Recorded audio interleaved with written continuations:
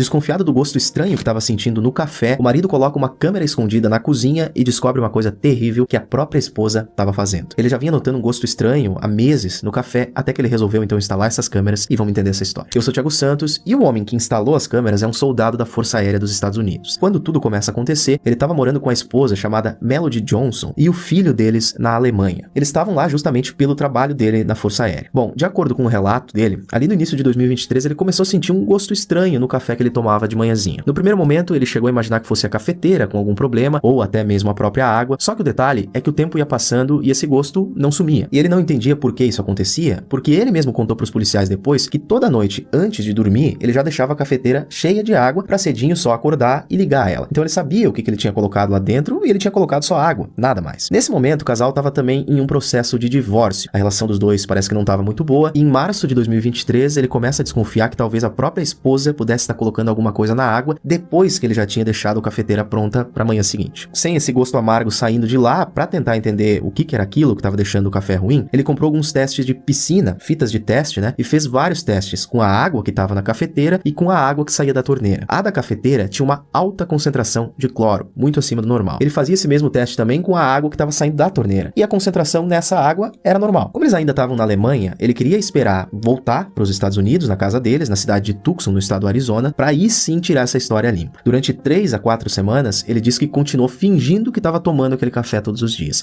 E aí ele resolve instalar uma câmera escondida para ver se a desconfiança dele se confirmava. Mais tarde, ele até chegou a contar para a polícia que ele achava que não veria nada nessas gravações e ele achou que a esposa não seria capaz de fazer uma coisa dessas. Mas não foi isso que aconteceu. As câmeras gravaram a esposa realmente derramando algo na cafeteira no dia 5 de julho de 2023. Ele pegou essas imagens, pegou também os testes de piscina que ele tinha feito e foi para a polícia fazer uma denúncia. Só que no primeiro momento, a polícia disse que não tinha como prender ela ou fazer alguma coisa, porque aquela imagem estava muito longe. Não ficava claro na gravação o que ela estava derramando lá dentro. O marido disse então, beleza, ele ia dar um outro jeito. Aí ele chega em casa e instala mais câmeras. Ele camuflou uma câmera e um sensor de incêndio bem acima de onde a cafeteira ficava. Ele instala outra mais perto ali da bancada e também uma terceira bem onde ficavam os produtos de limpeza na lavanderia. E com isso ele consegue uma nova gravação. Em 18 de julho, ele procura outra vez a polícia, levando as novas imagens, dessa vez mais claras e que mostravam certinho o que ela estava colocando dentro daquela água. No mesmo dia ela foi presa e a polícia foi até a casa para fazer uma busca e identificaram o recipiente que ela usava para tirar água sanitária da embalagem original, colocava em um vidrinho menor e ia lá e derramava na cafeteira. Depois disso ela é presa, foi fixada uma fiança de $250 mil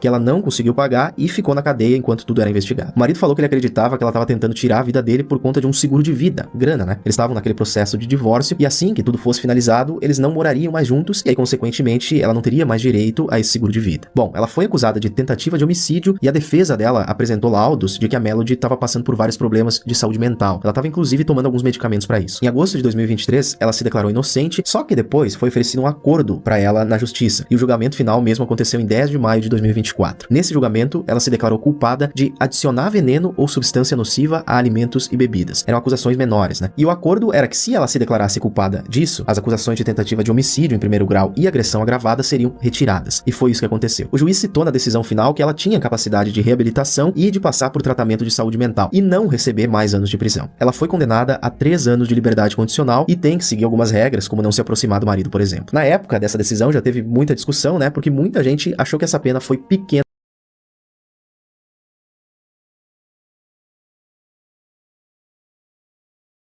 Atualização do caso da Laura, que descobriu que o namorado dela há 3 anos namorava a Karen há 8 anos. E elas dividiam a mesma escova de dente. A Laura, que é a namorada 2, trouxe a Karen, que é a namorada 1, para responder algumas perguntas. A família do cara sabia das duas e convivia com as duas e ajudava o cara nas mentiras. Uma vez a Laura deu um perfume pro cara, a Karen viu e ele disse que tinha sido a mãe dele que deu. Depois, sem a Karen perguntar, a mãe do cara disse que tinha dado esse perfume pra ele. Para poder passar o Réveillon com a Karen, ele mentiu pra Laura dizendo que um parente estava doente. E para reforçar a história, ele sempre ficava mandando fotos e áudios mostrando onde ele estava, mandava áudios parecendo que estava dirigindo, ia dizendo os pontos que ele estava passando até chegar nesse parente. Mas na verdade ele tinha ido passar o Réveillon com a Karen. As duas conversando depois, elas perceberam que provavelmente ele já tinha várias imagens no celular. Imagens no trabalho, imagens na rua, pra usar como prova de onde ele estava naquele momento. Sempre que elas desconfiavam de algo, ele era muito reativo. E fazia parecer que a desconfiança delas era um problema delas, e não uma consequência de algo que ele estava fazendo. A Karen faz doces e a Laura já chegou a comer doces dela. O que a Karen fez, estava na geladeira, a Laura viu e comeu. Só que o cara dizia que quem tinha feito era a mãe. As datas comemorativas eram divididas entre as duas. Fim de semana, feriado. E a Karen explicou que nem sempre foi assim. Hoje em dia, ela parando pra analisar, ele passou a ser diferente depois que ele começou a namorar com a Laura. E elas acreditavam nas desculpas que ele dava pra ausência dele em alguns momentos por conta do trabalho dele. Ele trabalha numa área que realmente surgem demandas aos fins de semana. Elas explicaram que nunca encontraram nada uma da outra, mas as duas dividiam a mesma escova de dente, dormiam na mesma cama, inclusive do mesmo lado. A única vez que a Karen desconfiou de algo foi quando ela viu a conta da Laura logada no YouTube dele. Só que isso foi poucos dias antes de tudo virar à tona. E a Karen também achou estranho que a mãe do cara deu uma película de privacidade pra ele colocar no celular. Ele mexia no celular perto das duas normalmente, só que as duas descobriram que ele trocava o nome do contato delas. E elas não tinham o costume de ficar ligando pra ele porque ele tava sempre falando com elas e sempre ficava mandando mensagem pra elas falando onde estava. Mandava foto sem elas pedirem. E elas explicaram também que ele saía na rua com as duas normalmente. Inclusive o restaurante preferido da Karen foi o mesmo restaurante que o cara levou a Laura no primeiro encontro. Se ele já tivesse ido em algum lugar com uma, quando ele fosse com a outra, ele dizia que era a primeira vez que tinha ido. Uma coisa que elas não entendem é porque ele mentia que o pai tava cortando o cabelo dele, sendo que ele ia no barbeiro cortar. Com a Laura, ele fazia parecer que ele era muito inseguro, não sabia de muita coisa, não tinha experimentado muita coisa. Já com a Karen, não. Inclusive, ele já chegou a apresentar muitas coisas pra Karen. Enfim, gente, o que vocês acharam dessa história? Deixa nos comentários.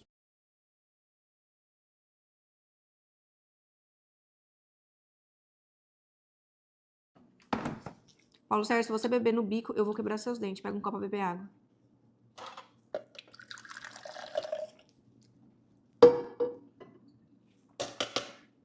Paulo Sérgio, guarda o copo e guarda a jarra. Vai guardar o copo sujo, Paulo Sérgio! Lava o copo. Guarda a jarra. Lava o copo com sabão, Paulo Sérgio.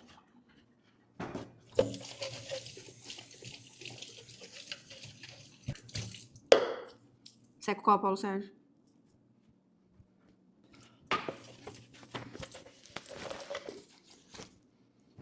Guarda o copo, Paulo Sérgio.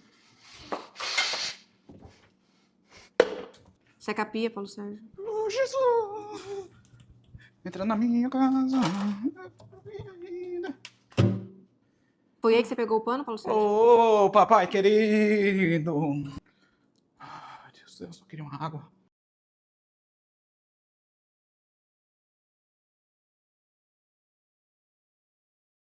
O homem sabe quando ele venceu na vida, quando ele encontra uma mulher que te traz paz. Que não vê a hora de chegar dentro de casa e encontrar ela, sabe? Fala, gente, que mulher é essa? Sabe, aquela mulher que simplesmente te trata bem, te faz feliz, é carinhosa, uma mulher que consegue trazer essa paz a todo momento. O relacionamento, tudo vai pra frente. As coisas fluem. Porque paz, a gente não tá falando aqui só de momentos bons, mas sim nos momentos até ruins. Aquela paz, você sentir aquela paz, aquele apoio da sua mulher, aí o homem sabe que venceu na vida. Um homem que sente essa paz toda vindo da sua mulher, pode ter certeza, ele não vai te deixar de jeito nenhum. Porque é isso que o seu marido quer, só paz.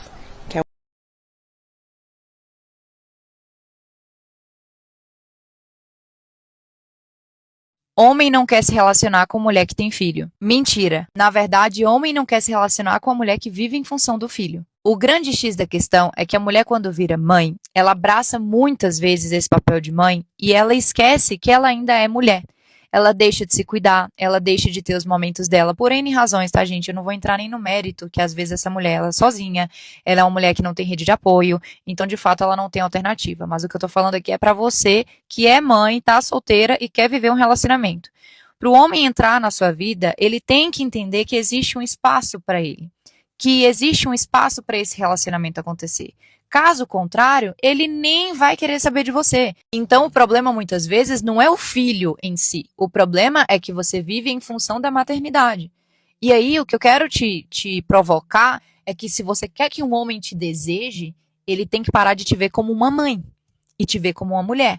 Então, você precisa também estar nesse lugar de mulher. Voltar a se vestir como uma mulher e não como aquela mãe cansada que tá sempre com o filho, entende? Não tô falando pra você deixar de cuidar do seu filho, eu tô falando pra você conseguir viver esses dois papéis e tantos outros papéis que você pode viver, independente de ter filho ou não. Então, muitas vezes o que falta pra vocês é essa sensibilidade de entender que eu ainda sou uma mulher, apesar de ser mãe. Eu conheço vários exemplos de mulheres que estão num novo relacionamento, que construíram família, que casaram de novo depois de já ter filhos e já tiveram outros filhos mais. A questão é, todas essas mulheres não deixaram de se cuidar.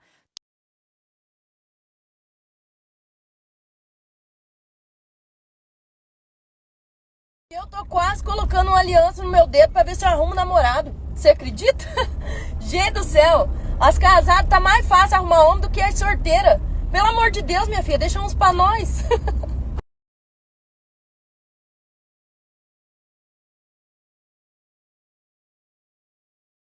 Um conselho de uma mulher casada que tem 3 filhos para você que ainda tá na pista, e presta bem atenção, porque é um conselho muito importante. É o seguinte, o maior acerto, o maior erro da tua vida vai ser escolher o homem que tu vai casar, o pai dos teus filhos. Quando tu escolhe errado nessa hora, pode ser que a tua vida seja um grande inferno. Então presta muito bem atenção durante a fase do namoro, fase que você tá conhecendo. O cara já te desrespeita, o cara prefere os amigos, a bola do domingo. Amiga, imagina você acima do peso, no pós-parto, no puerpério, sozinha na madrugada. É muito pior, 1000 vezes pior.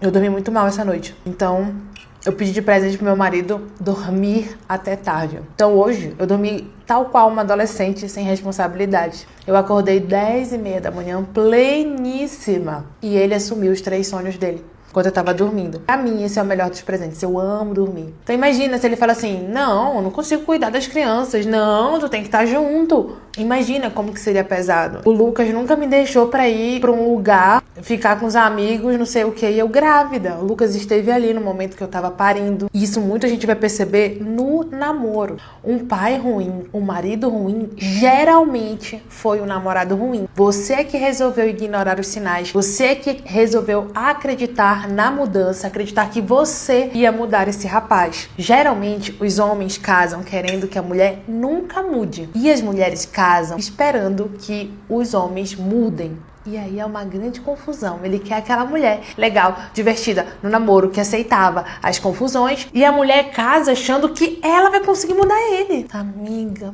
não faz isso. Então, se você tá namorando, presta atenção. Essa é a hora de fugir. E não com 2, 3 filhos debaixo do braço. Porque olha só, a corda sempre vai romper no lado mais frágil.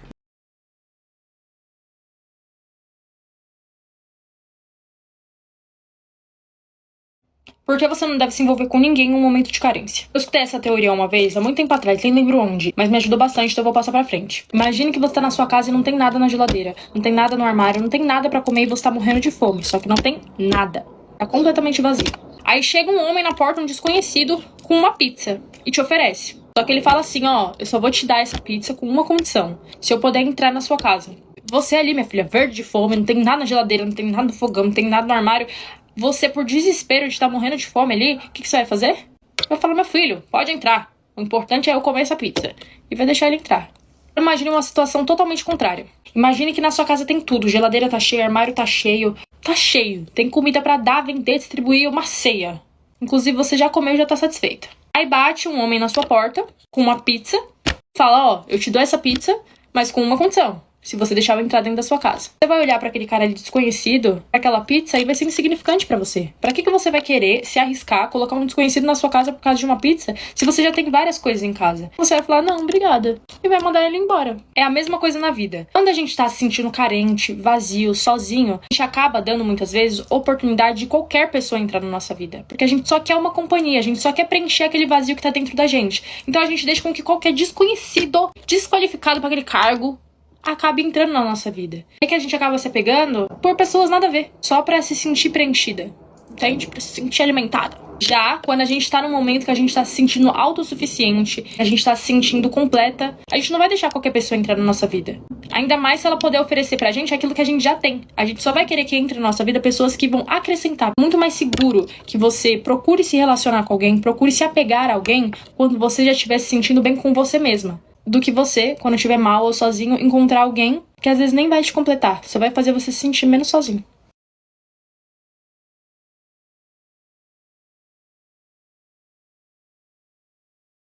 ser mãe solo é uma realidade que precisamos passar por conta de um homem que entrou na nossa vida sem responsabilidade afetiva, sem se importar com o filho, com a esposa, com a família. E agora tem um tanto de boy fuleiro por aí dizendo: ah, eu prefiro as mães solteiras. Sabe por quê, mulher, que eles preferem? Porque, primeiro, nós nos encontramos muitas das vezes emocionalmente abaladas, sabe? Destruturadas, porque passamos por um casamento na qual acabou com a química do nosso cérebro. Então a gente estamos vulneráveis e aí é mais fácil para que a gente caia em papinho de homem fuleiro. Segundo, mulher, porque nós já estamos ali com uma vida certinha, nós temos um lugar, nós temos uma casa, porque nós temos filhos, e muitas das vezes a gente não pode sair por conta dos nossos filhos, nós temos que cuidar das crianças, não temos com quem deixar, muitas das vezes, e aí, onde será esse encontro com esse boy? Na nossa casa, né? Então, com isso, ele não vai precisar gastar dinheiro te levando pra sair, te levando pra jantar, o que for. Então é mais fácil pra ele vir até você porque tá tudo prontinho na sua casa. O homem, ele quer comodidade. Se esses homens aí soubessem o quanto parceiro, o quanto homem macho eles têm que ser pra conquistar uma mulher mãe solteira, eles passavam longe. Tem que ser macho mesmo pra se igualar com a força de uma mulher mãe solteira.